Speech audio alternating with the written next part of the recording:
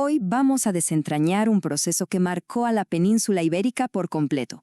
Hablamos de 800 años de conflictos, claro, pero también de convivencia y de la creación de reinos que cambiaron la historia para siempre. A ver, pensemos en esto un segundo. 800 años.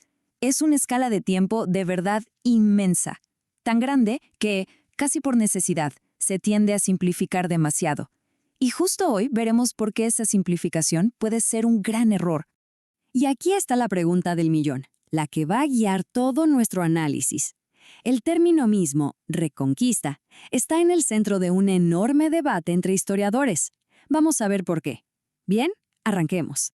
Para poder entender todo esto, tenemos que viajar en el tiempo, hasta el siglo VIII, justo al momento en que las fuerzas musulmanas llegaron a la península. Y bueno, lo cambiaron todo.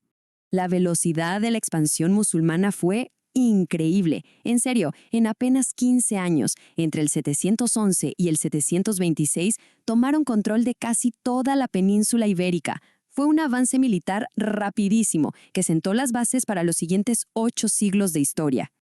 Y uno se pregunta, ¿cómo fue posible algo así? Pues fue una especie de tormenta perfecta. Por un lado, la monarquía visigoda estaba en una crisis interna tremenda, básicamente peleándose entre ellos. Además, la peste había dejado a sus ejércitos bastante debilitados. Y como si fuera poco, los conquistadores fueron muy listos, usaron la antigua red de caminos romanos para moverse a una velocidad impresionante. Y miren este dato, que es fascinante y nos conecta directamente con esta historia. El nombre Gibraltar viene del árabe Jabal Tarik, que significa la montaña de Tarik. Es un homenaje al general que lideró esa primera invasión. Un recordatorio que ha perdurado en la geografía hasta hoy. Ahora, a pesar de esa conquista tan rápida, el control no fue total en todas partes. Allá en el norte, bien aislados por las montañas, unos pequeños grupos de cristianos empezaron a organizarse. El punto de partida que tradicionalmente se enseña de la Reconquista es este, en el año 722, la famosa batalla de Covadonga, liderada por un noble llamado Don Pelayo. La leyenda dice que fue él quien frenó el avance musulmán y fundó el primer núcleo de resistencia, el Reino de Asturias. Pero aquí es donde la historia se pone más compleja.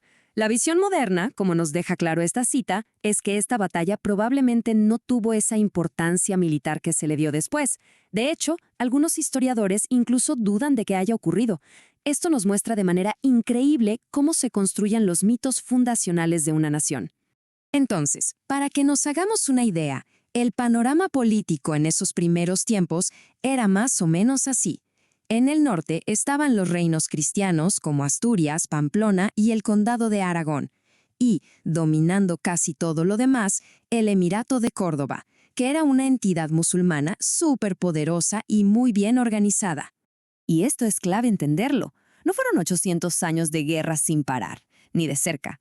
Durante el siglo X, el Califato de Córdoba fue una época de un esplendor cultural y una estabilidad impresionantes.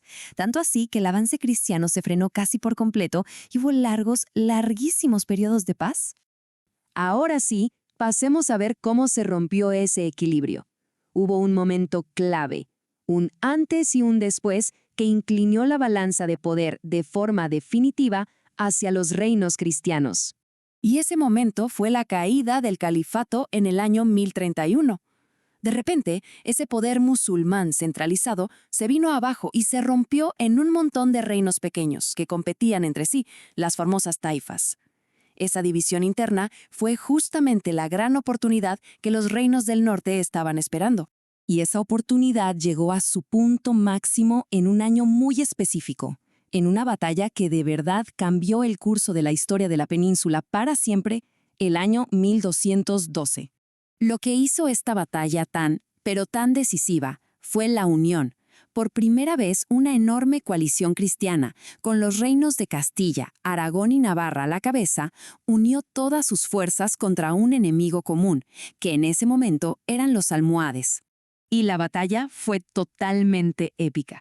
Cuentan que, cuando parecía que los cristianos iban a perder, los 3 reyes, en persona, lideraron una carga final desesperada que le dio la vuelta al resultado.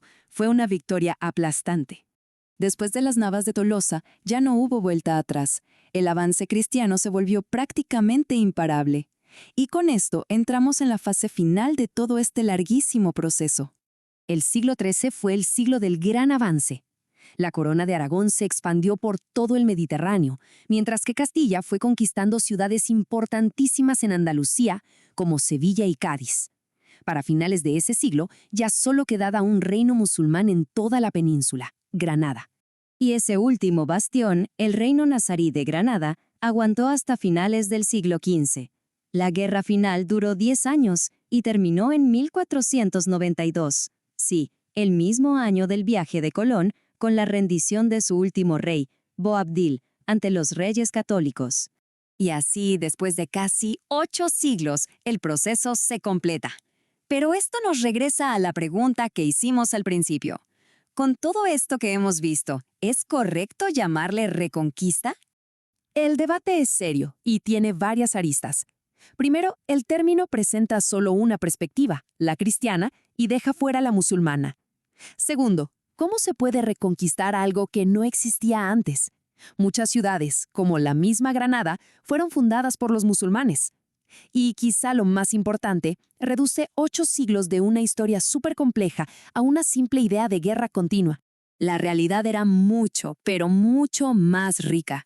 En lugar de una guerra sin fin, hubo largos periodos de lo que se conoce como convivencia, de intercambios culturales profundísimos.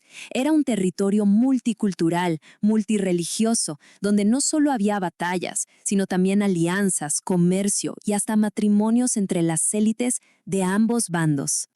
Y para cerrar, creo que esta frase del filósofo José Ortega y Gasset lo resume todo de una forma magistral. Nos deja pensando, si un proceso es tan largo, con tantas idas y venidas, con paz, con guerra, con mezcla, ¿de verdad se puede definir con una sola palabra? Es una pregunta que sin duda sigue abierta.